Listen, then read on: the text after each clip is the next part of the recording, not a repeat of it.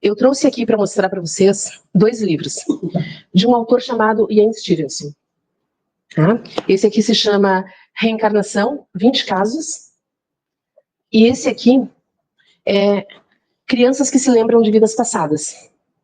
O Ian Stevenson, agora ele já desencarnou, mas ele foi um professor da Universidade da Virgínia, e quem patrocinou as pesquisas dele sobre reencarnação foi o dono da Xerox. E quando o dono da Xerox desencarnou, ele deixou alguns milhões para a Universidade da Virgínia para que o departamento de pesquisas do Ian permanecesse. E permanece até hoje esse departamento. E a gente tem vários pesquisadores que ainda trabalham nessa área e fazem uma série de pesquisas a respeito do assunto. Então, vejam, não é uma coisa que só a religião fala, né?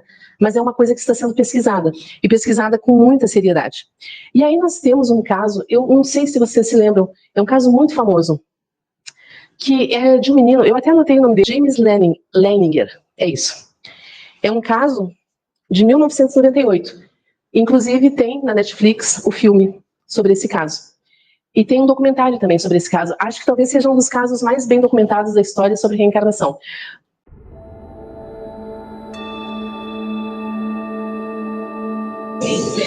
Então hoje a nossa irmã Jaqueline Sena, para quem não conhece, né, creio que a maioria de nós a conhece, é uma trabalhadora incansável, né, do Espiritismo, e que hoje vem aqui de boa vontade nos trazer um tema tão significativo. Ninguém poderá ver o reino de Deus se não nascer de novo. Então é um tema que passamos a palavra à nossa irmã e desejamos a todos uma boa palestra. Uma boa noite a todos. Boa noite. Não, eu não sei se aqui em cima, não sei se o som ele se propaga melhor do que lá embaixo. Porque ou o pessoal está animado, porque é uma boa noite, o pessoal corresponde, né? As duas coisas. Uma boa noite a todos. Muito obrigada ao Jack pelo convite, mais uma vez, né? Muito obrigada pela oportunidade de estar aqui e de poder compartilhar com todos um pouquinho mais de uma coisa que toca todos os nossos corações, que são os ensinamentos da doutrina espírita, que são os ensinamentos do nosso mestre Jesus. Então é sempre um prazer muito grande. E é tão bom ver que mesmo com esse tempinho, agora um pouquinho mais frio, e com essa chuvinha que está começando a cair lá fora, que as pessoas não se assustaram, né? Ninguém aqui é de açúcar, pelo que eu estou vendo. Todo mundo veio na coragem de que não vão pegar um temporal na volta. Muito bem. É muito importante a gente tirar um tempo da nossa vida. Aliás, toda a nossa vida deveria ser voltada, né, para a nossa ligação com o Eterno, para a nossa ligação com Deus. Mas nós somos ainda pessoas com muitas dificuldades nesse sentido. Então a gente ainda separa tempos, né, para fazer isso. E esse é um desses tempos. O tempo em que a gente vem para a sociedade espírita, o tempo que a gente vem para poder repensar, poder pensar as nossas questões espirituais. Então, é muito bom estar aqui com vocês. A Rose, que é aquela moça bonita que está lá atrás, ela pegou e disse assim para mim: faz o tema que tu quiser. Pode escolher. Eu não sei se ela achou que estava fazendo uma coisa boa para mim. Porque eu sou uma pessoa que tem... se me mandam, eu funciono melhor, sabe? Faz isso. Aí eu vou lá e faço, tá tudo resolvido. Mas não, ela resolveu ser legal e disse assim: faz, escolhe o tema. Aí eu escolhi. E como é que eu escolhi o tema?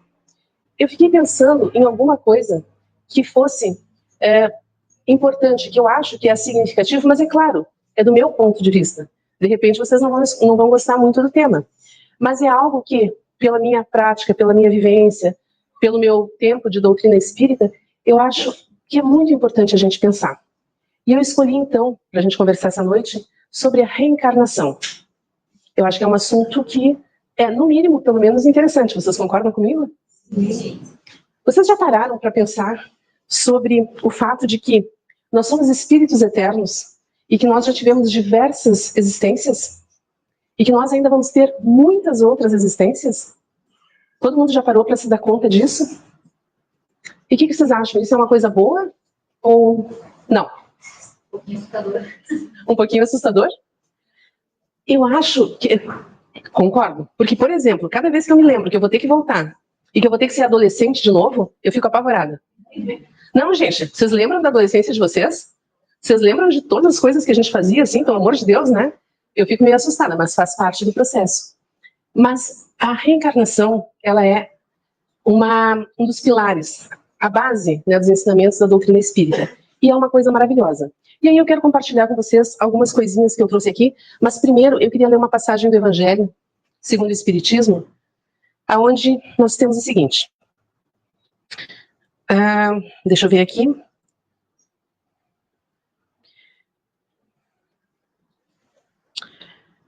Ora, entre os fariseus havia um homem chamado Nicodemos, senador dos judeus, que veio à noite ter com Jesus e lhe disse: Mestre, sabemos que viesse da parte de Deus para nos instruir como doutor, porquanto ninguém poderia fazer os milagres que fazes, se Deus não estivesse com ele. Jesus lhe respondeu: em verdade digo-te, ninguém pode ver o reino de Deus se não nascer de novo. Disse-lhe Nicodemos: como pode nascer um homem já velho? Pode tornar a entrar no ventre de sua mãe para nascer uma segunda vez? Requiu-lhe Jesus: em verdade digo-te, se um homem não nascer da água e do Espírito, não pode entrar no reino de Deus. O que é nascido da carne é carne, e o que é nascido do Espírito é Espírito. Não te admires de eu te haja dito isso. Preciso que nasceis de novo. O Espírito sopra onde quer, e ouves a sua voz, mas não sabes de onde vem ele, nem para onde vai. O mesmo se dá com todo homem que é nascido do Espírito. Quando Jesus falava com Nicodemos, dizendo a ele que era necessário para ver o reino de Deus nascer de novo, nascer da água e do Espírito, ele estava falando de duas coisas. Nascer, sim, da carne, voltar à carne, e nascer do Espírito no sentido de usar essa oportunidade para o aprendizado. Nascer novamente do Espírito no sentido de continuar o aprendizado que a gente vem fazendo sucessivamente em diversas encarnações. Tudo aquilo que a gente aprende em uma existência, todo o amor que nós carregamos conosco, todo o aprendizado que a gente vai adquirindo ao longo das nossas existências é nosso, pertence a nós, vai conosco e continuará sempre conosco. Uma única existência não é possível, em uma única existência, que a gente aprenda o que é necessário para a evolução do espírito. Nós precisamos, nessa nossa eternidade, nessa nossa caminhada, desenvolvermos, como a gente costuma dizer, né, na doutrina espírita, as duas asas do anjo, a intelectualidade e a moralidade. Nós estamos aqui num processo de aprendizagem. Nós já estivemos aqui anteriormente em processo de aprendizagem. Muitas vezes as pessoas dizem assim, a gente está aqui para pagar os nossos pecados. Não, nós não estamos aqui para pagar pecados. Nós estamos aqui para aprender. Quando nós nos equivocamos, é claro que a gente precisa, né, pegar e rever aquilo que a gente não conseguiu, refazer a nossa caminhada, se responsabilizar por ela e dar continuidade à nossa vida. Mas isso não é pagar pecados, isso é uma ideia ainda muito muito católica, eu não queria dizer isso, mas é um fato, que a gente ainda traz das tradições, da tradição católica, né? Com todo respeito aos nossos irmãos católicos. É uma ideia que a gente ainda tem muito, muito antiga. Não, nós estamos aqui num processo de aprendizagem. Quando a gente resolve, quando a gente consegue, né, a bênção da reencarnação, porque, segundo a espiritualidade, não é uma coisa fácil, estar aqui é uma tarefa bastante difícil no sentido de conseguir vir, não é só uma questão de desejo nosso, mas precisa ser afiançado pelos maiores da espiritualidade, para que a gente possa vir e fazer aquilo que é necessário para o nosso progresso. E aí eu pergunto para vocês, será que nós estamos fazendo o nosso melhor nessa jornada de agora para o nosso progresso? Ou será que nós estamos vivendo meio que inconscientes desse processo e vivendo a vida assim como se não houvesse amanhã? Eu vou contar uma história para vocês. Quando eu era pequenininha, faz tempo, né, gente? Muito tempo. Muito tempo. Quando eu era pequenininha, eu devia ter uns 4, 5 anos. Eu estava na casa de uma vizinha minha, brincando com ela, nós tínhamos diferença de 1 ano de idade, e a gente estava brincando de correr dentro de casa. Porque a minha vizinha devia adorar a mãe dela, né? A gente saía na rua, corria pelo pátio, voltava pela sala, saía pela cozinha, ia para o pátio de novo, a casa devia ficar muito limpa. E a gente está adorando fazer aquilo. E brincando, se divertindo. E numa dessas entradas que eu dei pela sala, um homem me pegou assim pelos ombros, me segurou delicadamente. E é difícil explicar para vocês isso, mas eu não via ele com os meus olhos. Mas eu via ele. E ele me segurou e disse assim para mim. Eu era bem pequenininha, ele se curvou e disse assim: é necessário que se nasça muitas vezes. É necessário que a gente nasça branco, preto, amarelo. É necessário que a gente nasça pobre, rico e miserável. Nunca esquece isso. E me soltou. Eu ouvi e continuei correndo, brincando como se aquilo fosse a coisa mais natural do mundo. E eu nunca mais esqueci. E eu acho que, porque eu sou uma pessoa muito Os meus amigos costumam me chamar de São Tomé, que eu tenho dificuldade em acreditar nas coisas. Então, acho que porque eu sou um pouco São Tomé, ele me pegou ali já quando eu era pequena e disse assim, não, vamos botar isso na cabeça dela agora, que ela já ainda é mais dócil, ainda não está tão endurecida, né, para ela não esquecer. E é exatamente isso. Nós nascemos muitas vezes em diferentes papéis, em diferentes circunstâncias, para fazer o nosso aprendizado. Por que eu disse para vocês que eu escolhi esse tema, né? Porque eu tenho a impressão, pelo que eu vejo, pela minha experiência pessoal, pela minha experiência dentro da doutrina, assim, de trabalho, e pela minha experiência profissional, que nós esquecemos, de fato, o que é que nós estamos fazendo aqui. E eu não estou falando das pessoas que estão lá fora, que não conhecem a doutrina espírita. Eu estou falando de nós, que conhecemos a doutrina. Nós, que frequentamos uma sociedade, que já estudamos, nós que assistimos palestras, que temos contato com as pessoas, nós estamos esquecendo o que nós aprendemos. Porque o nosso comportamento, a nossa forma de nos relacionarmos uns com os outros, não é aquilo que nós nos programamos para fazer. Porque eu não acredito que nenhum de nós saiu da espiritualidade e disse assim, né, antes de reencarnar. Não, eu vou lá para arrumar briga com os parentes, eu vou lá para arrumar briga com os vizinhos, eu vou lá porque eu vou encrencar bastante no meu trabalho, eu vou lá para a sociedade espírita só para tumultuar a vida das pessoas. Não é possível, porque eu acho que o pessoal não ia deixar a gente vir, né? Não ia ser assim. Não, eu acho que a gente deve ter dito alguma coisa do tipo. Não, pode deixar. Dessa vez eu vou me esforçar para ter mais paciência, eu vou me esforçar para ser mais amoroso, eu vou me esforçar para ser mais fraterno, vou me esforçar para ser uma pessoa que siga com mais vontade, com mais determinação, os ensinamentos do Cristo. E aí o pessoal diz, não, agora tá bonito, então vai. E a gente veio. Inclusive, eu não sei se vocês sabem, todos nós que estamos aqui compramos um pacote, né, dessa encarnação agora. Era 3 reencarnações pelo preço de uma. Não, gente, nós enfrentamos pandemia, a gente enfrentou enchente, o pessoal do Rio Grande do Sul ainda teve um bônus, né, que ainda foi as enchentes. Então, a gente disse, não, a gente vai. E a gente vai para se melhorar, para fazer diferente dessa vez. E aí eu vou perguntar uma coisa para vocês. Imaginem que aqui na frente tem um telão, tá? E aí, nesse telão, a vida de vocês vai ser projetada.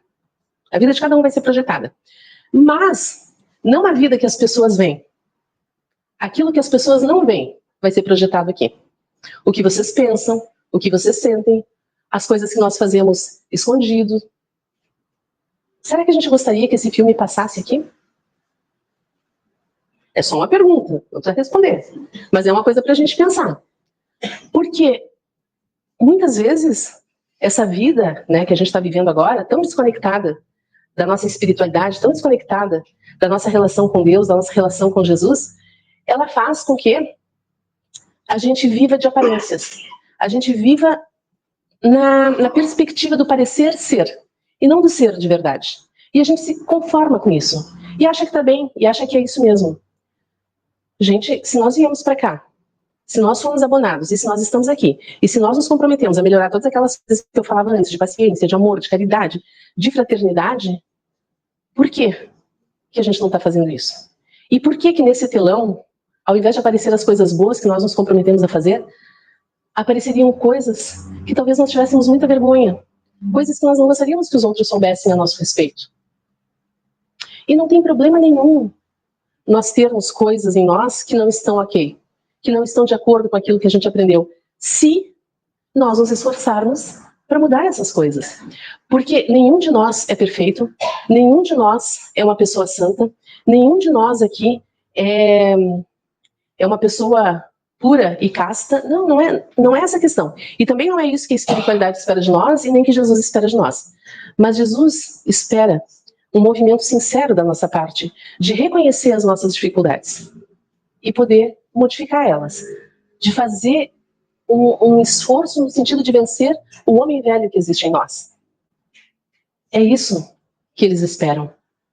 E nós, o que nós fizemos? Reencarnamos, entramos nesse mundo de provas e expiações, engatamos uma primeira, engatamos uma segunda, ficamos encantados com a materialidade, nos desconectamos da nossa espiritualidade, saímos fazendo tudo que é bobagem que tem pelo caminho e estamos adoecendo espiritualmente.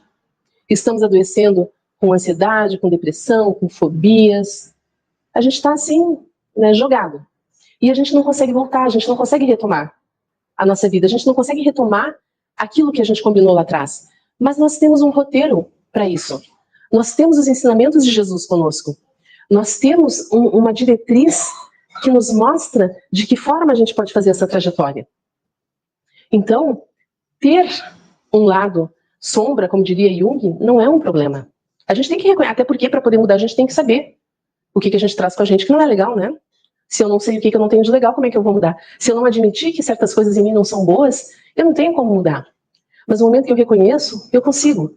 E esse roteiro seguro, esse roteiro amoroso, esse roteiro que ele nos trouxe há 2000 anos atrás, para que a gente pudesse caminhar na vida com mais tranquilidade, é o que vai nos ajudar. É o que vai nos ajudar a sermos aquelas pessoas que nós, no fundo, desejamos ser. Nós queremos ser melhores, nós queremos ser bons. O problema é que nós nos conformamos em só parecer ser. Mas, porque nós somos filhos de Deus, nós queremos ser, de verdade. Então, a gente tem que fazer esse movimento. O que vocês acham? Não é uma boa ideia? Não desperdiçar essa existência? O Manuel Filomeno de Miranda, ele tem uma frase, num dos livros dele, eu não me lembro qual agora, ele diz assim, ó, que vai chegar um momento em que, inexoravelmente, nós vamos precisar dar conta dos nossos atos à nossa consciência. Não vai ser para Deus, não vai ser para Jesus, não vai ser para a espiritualidade, não vai ser para o nosso pai, não vai ser para nossa mãe, para nossa consciência. Então, imagina assim, naquele momento derradeiro, quando a gente está partindo, e a gente vê o filme da nossa vida passando na nossa frente, e a gente ali, olhando e se conectando com as nossas frustrações, com os nossos medos, com as nossas culpas. Acho que não é um bom jeito de desencarnar. Um bom jeito seria estar em paz conosco, pensando, tá, ok, eu não consegui fazer tudo o que eu precisava, mas eu me esforcei de verdade para fazer. Nunca ninguém vai poder dizer que eu não tentei. É um bom jeito, né? E vocês sabiam que, cientificamente falando, né, no momento do desencarne, hoje nós temos pesquisas nessa área, assim, quando desliga, né, desligou tudo, o cérebro ainda funciona por 7 minutos. 7 minutos. Em que a área da memória, ela está sendo acionada, somente a área da memória. Então, eu acho que aquilo que nos ensinam na doutrina sobre ver um filmezinho na nossa frente responde à realidade. Então, vai ser muito bom, se mesmo não conseguindo vencer todas as nossas dificuldades, a gente conseguir, né, pegar e saber que a gente fez o melhor que a gente podia. E isso é uma coisa muito, muito importante, muito bacana. A gente precisa mudar pequenos hábitos, pequenas coisas na nossa vida. Por exemplo, ser mais gentil uns com os outros, ter mais educação, procurar ter um humor um pouco melhor. Eu lembrei agora, meu marido, ele acorda sempre de bom humor, sempre. E eu sou uma criatura que eu preciso esperar uns 10 minutos para o meu espírito voltar para o corpo. Então, naqueles 10 minutos eu fico em silêncio porque estou me esforçando para não ser uma pessoa grosseira, para não ser uma pessoa, né? Cada um tem um jeito, cada um tem uma forma. A gente tem que saber como é que cada um funciona e respeitar isso. Mas assim, mudar, ser mais gentil, ser mais educado. A gente perder essa mania de ficar falando mal das pessoas. A gente podia fazer o contrário, né? Fazer uma fofoca reversa. Que seria assim, pegar e começar a falar bem das pessoas. Aí tu lembra da pessoa que tu não gosta, e em vez de tu dizer alguma coisa ruim sobre ela, pensa em alguma coisa legítima, de verdade. Não só para fazer de conta. Alguma coisa de fato que tu olhe naquela pessoa e que tu reconheça como uma coisa boa. E ao invés de pegar e dizer alguma coisa ruim sobre a pessoa, tu diz assim, bah, mas fulano, fulana faz isso aqui de um jeito tão legal, né? Essa pessoa deve ter mais qualidades, que talvez eu não conheça. E tirar, e não permitir que esses pensamentos, eles entrem na mente, que eles fiquem com a gente, e que a gente vá se alimentando dessas coisas ruins, dessa negatividade toda.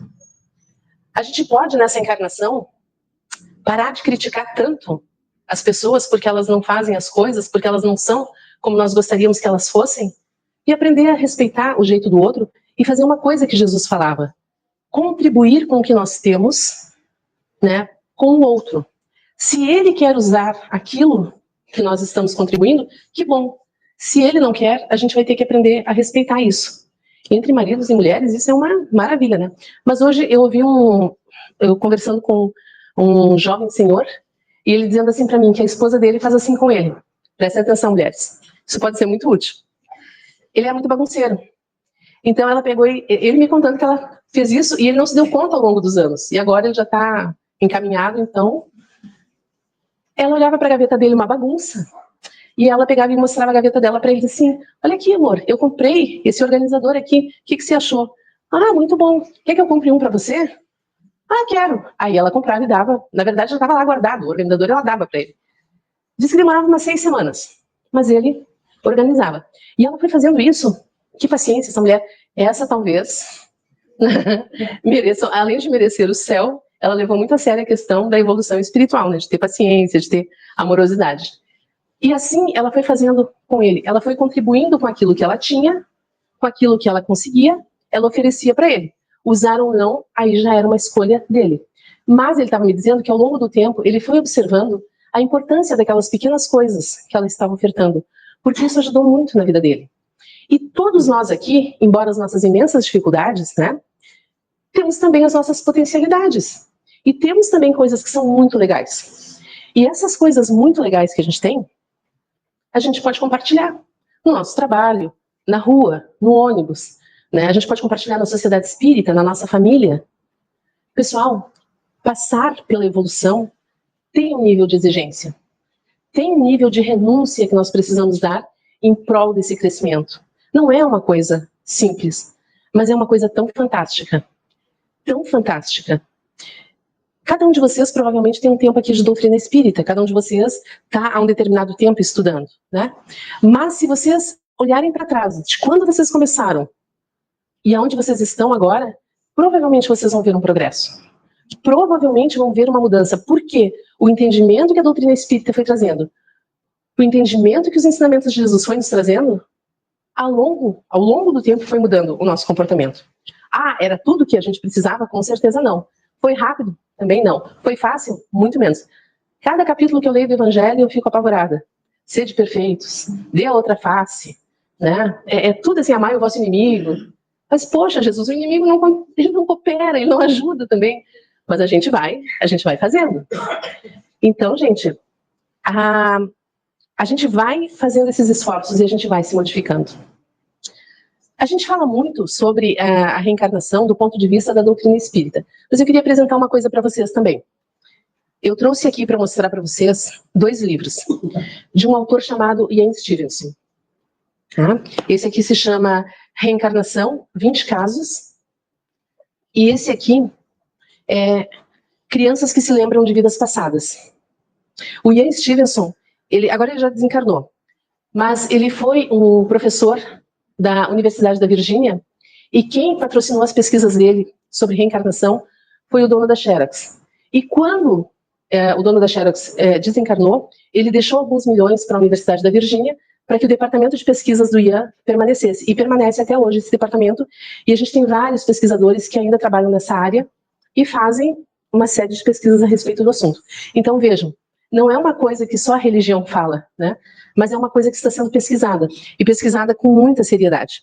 E aí nós temos um caso, eu não sei se vocês se lembram, é um caso muito famoso, que é de um menino, eu até anotei o nome dele, porque eu sei que vocês não repararam, mas a idade está pegando, e a minha memória já não é mais assim aquela coisa, né? James Leininger, é isso. É um caso de 1998. Inclusive tem na Netflix o filme sobre esse caso. E tem um documentário também sobre esse caso. Acho que talvez seja um dos casos mais bem documentados da história sobre reencarnação. Uma coisa interessante sobre o Ian, tá? As pesquisas dele, elas são respeitadas porque elas são muito bem documentadas. Eles viajaram para os lugares, conheceram as famílias, encontraram as crianças, fizeram levantamentos. Então, foi uma coisa muito, muito séria. E essa do James, ele era um menino que aos 2 anos, ele começou a ter muitos pesadelos. Muitos pesadelos.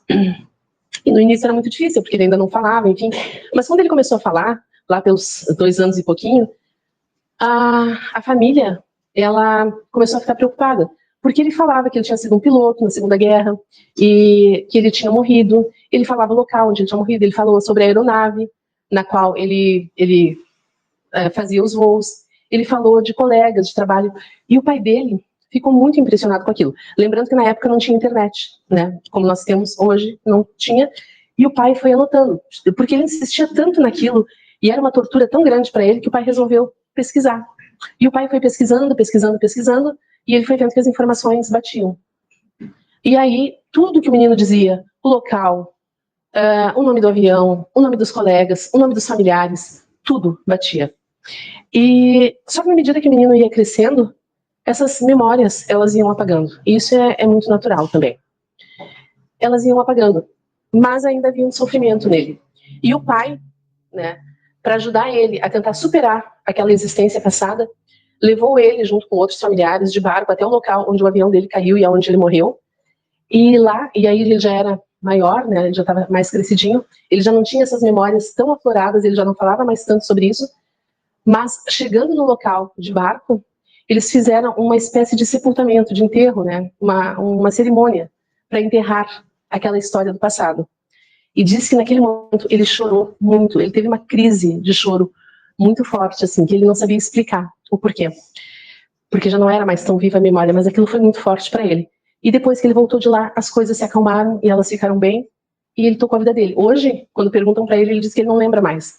Ele sabe da história, porque tem um monte de coisa documentada, mas lembrar mesmo ele já não lembra mais. A gente vê muito, principalmente na internet, crianças prodígios. Vocês já viram assim bebezinhos tocando piano, tocando bateria? Crianças pintando de uma forma espetacular. Da onde vem esse conhecimento todo? Ninguém é bom em alguma coisa sem ter treinado muito para isso. Ninguém é bom em fazer um bolo, que é uma coisa simples, se não tiver queimado muitos bolos antes. Ninguém é bom em consertar um carro. Ninguém é bom em fazer uma pintura. Em nada, se não tiver treinado. Como é que essas crianças conseguem ter essa habilidade? Gente, bebês, assim, um aninho, tocando piano maravilhosamente. Não tem uma outra forma de explicar isso se não for através da reencarnação. E a reencarnação, ela nos traz, né, como bênção, junto com ela, a evolução moral e intelectual. Através dela a gente consegue entender a lei de causa e efeito. O Emmanuel, ele fala assim, porque pensa, tudo aquilo que nós fazemos vai retornar para nós. É isso que a gente aprende na doutrina espírita. Porque faz parte, né, da nossa plantação. A gente vai fazendo as nossas escolhas, a gente vai tomando atitudes, mas tudo aquilo que a gente vai escolhendo e que a gente vai fazendo vai voltar para a gente em algum momento. Só que a gente tem ainda também uma ideia de que essas coisas vão voltar para nós de uma forma ruim, pesada. Eu matei alguém numa outra existência. Então agora eu vou ter que ser assassinado. Como daí a gente vai entrar num ciclo sem fim dessas coisas, né? As coisas não funcionam dessa forma. É muito mais complexo do que isso. Mas assim, sempre o primeiro mecanismo de ensinamento é o amor. Vai ser sempre o amor. Então eu posso ter matado, né, pessoas. Eu posso ter feito coisas ruins para crianças. Então tá, então agora na próxima existência, vamos lá. Tu vai ser médico, tu vai ser professor, tu vai ser um cuidador. Então tu vai, através do amor, sanar as tuas dívidas. Enfim. E aí o Emmanuel diz assim, no Justiça Divina, que a dor, ela vem para nós, né? A dor, ela só é medida da lei para os corações endurecidos. Ou seja, se a vida tentou nos ensinar pelo amor, se ela tentou resgatar, né, pelo amor, aquelas coisas que nós ainda não estamos entendendo, então a dor vai vir como uma forma de nos impulsionar, de nos tirar do lugar, de nos deixar desconfortáveis para a gente pensar numa mudança, pensar em fazer de uma outra forma. E no Missionários da Luz, eu não lembro o nome do mentor, mas ele fala pro André Luiz o seguinte, falando também sobre a questão do bem que a gente faz na vida, das coisas boas que a gente faz para as outras pessoas. E ele diz assim para André, todo aquele que trabalha no bem, com o coração sinceramente voltado a Deus, essa pessoa vai ter o bem de volta em sua vida. Isso não é promessa de amizade, é lei. Eu acho isso lindo. Não é, eu fiz uma coisa boa para aquela pessoa, aí agora a espiritualidade, porque achou isso bonitinho, né? Daí vai, eles são meus amigos, são queridos, vão pegar e vão trazer aquilo de volta para mim. Não. É porque é da lei que todo bem que se faça, volte para quem fez.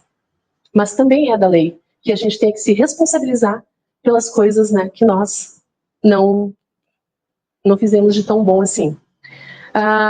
Quando a gente pensa em reencarnação, a gente também pensa na pluralidade das existências, a gente pensa também na questão da justiça e da misericórdia. Então, pensar na reencarnação tem um desdobramento muito grande para muitas coisas muito importantes na nossa vida. Mas acho que a mais importante de todas para mim, pelo menos, eu vou falar agora para vocês, mas vou falar contando uma história para vocês. Talvez eu já tenha contado isso, eu peço desculpa se eu me tornar repetitiva. Eu tenho 2 netinhas. E a minha netinha mais velha, ela era pequenininha ainda, a outra era bebezinho, mas eu não lembro bem a idade que ela tinha. Foi no primeiro filme da Moana. Vocês viram Moana? Eu sempre tentava explicar para ela o que era um espírito, mas ela não conseguia entender muito bem, né, o que era. E aí, no desenho, a vovó da Moana desencarna. E aí, ela vê o espírito, aí ficou fácil para ela entender. Aí ela perguntou assim para mim, vovó, por que a vovó da Moana morreu? Aí eu expliquei para ela que todos nós um dia vamos partir, que faz parte, né? Aí ela perguntou assim, tá, vovó, mas quando que a pessoa vai morrer? Aí eu vi que ela ficou meio aflita com aquilo. Daí, não se assustem agora, por favor, né? Eu peguei e disse assim pra ela, não, meu amor, é só quando a gente tá bem velhinho, com o cabelo bem branquinho. Então quem tiver de cabelo branco, não se preocupe, não é esse o critério. Foi só o jeito que eu achei pra mostrar pra ela. A partir daquele dia, ela começou, toda vez que ela me via, levantar os meus cabelos. Ia procurar, né? Procurar os meus cabelos brancos. E aquilo foi por um tempo. Eu entendi o que estava acontecendo, mas eu fui deixando para ver até onde ela ia. Até que um dia a gente estava sentada assim na rua, ela veio de novo, olhou meu cabelo, e eu disse assim pra ela, o que tu tá procurando, meu amor? Assim, tô procurando cabelo branco, vovó. E eu disse assim, pra quê? Porque eu não quero que tu morra. Aí eu peguei e disse assim pra ela, meu amor, ninguém morre. Nós não morremos.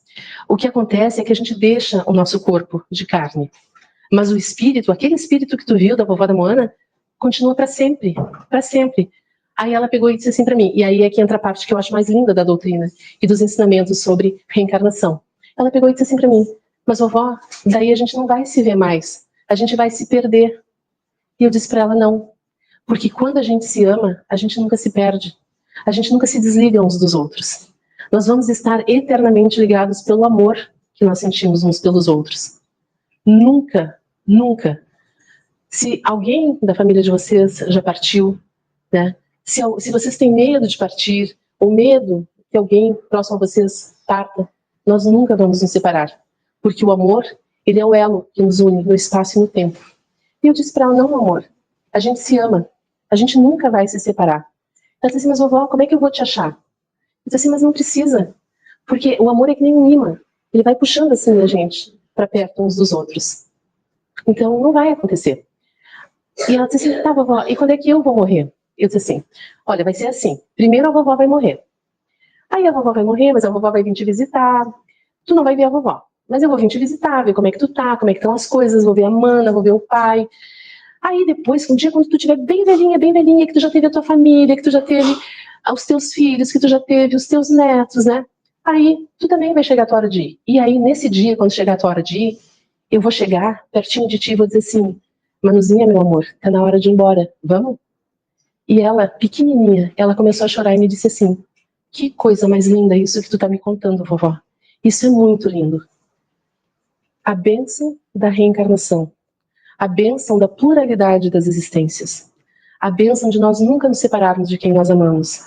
A bênção de nós termos muitas oportunidades, muitas e muitas e muitas, dados pelo amor e pela misericórdia do nosso Pai, de voltar várias e várias e várias vezes até nós conseguirmos vencer aquilo que nos domina, aquilo que nos impede de crescer, aquilo que a gente não consegue ainda entender. A bênção da gente fazer essa caminhada com pessoas que nos amam, que nos cuidam. Porque se você não tiver alguém que te cuide aqui, que te ame aqui, se a sua família não é boa, se você não tem amigos, não se preocupa. Porque você não veio sozinho. Porque veio com você espíritos que estão te cuidando, te protegendo, te orientando. Não fica desamparado, não se sinta desamparado, não se sinta triste, não se sinta abandonado. Se você não tem pessoas à sua volta com quem você possa contar, cria vínculos com outras pessoas, cria laços, laços de amor, laços de amizade, laços de carinho com outras pessoas. Traz para fora de você a sua fraternidade, a sua amorosidade. Exercita a paciência, exercita a compaixão, exercita o seu lado bom. É para isso que nós estamos aqui. Não presta atenção. Vamos parar de prestar atenção nessa loucurada toda que está acontecendo aí fora, de tanta violência, de tanta maldade, de tanto desequilíbrio emocional, de tanto desequilíbrio espiritual. Vamos tentar nos focar naquilo que a gente pode fazer e fazer de melhor. Vamos exercitar e aproveitar essa existência. Porque daí um dia, de novo, a gente faz essa palestra e aí a gente pergunta assim, tá, e se um telão baixar aqui agora e você puder olhar a sua vida, o que você vai ver aqui nesse telão? E aí, de repente, a gente vai pensar, tá, que legal. Agora eu tenho coisas para mostrar nesse telão. Agora eu já não preciso mais, né, ficar preocupado com aquilo que não era tão bom dentro de mim. Não percamos a oportunidade de viver essa existência da melhor maneira que a gente puder. De um jeito simples, de um jeito amoroso, de um jeito determinado e constante. Para que quando a gente saia daqui, a nossa consciência ela saia em paz, saia tranquila e saia bem. Nós somos amados, nós somos cuidados, nós somos protegidos, nós não estamos sozinhos. Vamos nos reconectar com os nossos mentores, nos reconectar com Jesus e vamos tocar em frente a nossa vida fazendo o nosso melhor. Muito obrigada pela atenção de vocês e uma boa noite.